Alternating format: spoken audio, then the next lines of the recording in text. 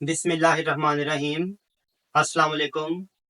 اللہ تعالیٰ کا کروڑ شکر ہے کہ اس نے ہمیں انسان پیدا کیا۔ ہم جس زمین پر رہ رہے ہیں اس میں انسانوں کے علاوہ جانور بھی رہتے ہیں، ہمیں ان کا بھی خیال رکھنا چاہیے۔ ایک حدیث شریف میں آتا ہے کہ ایک عورت نے بلی کو باندھ دیا تھا اور وہ بلی بھوک اور پیاس کی وجہ سے مر گئی، تو اللہ تعالیٰ نے اسے جہنم میں داخل کرنے کا حکم دیا۔ اسی طرح ایک اور حدیث میں آتا ہے کہ ایک فاحشہ بدکار عورت کسی راستے سے گزر رہی تھی۔ اس نے دیکھا کہ ایک کتا پیاس کی شدت سے تڑپ رہا ہے، اسے اس پہ ترس آ گیا۔ اس نے اس کتے کو پانی پلایا تو اللہ تعالیٰ نے اس کے اس عمل کی وجہ سے اس کی بخشش فرما دی۔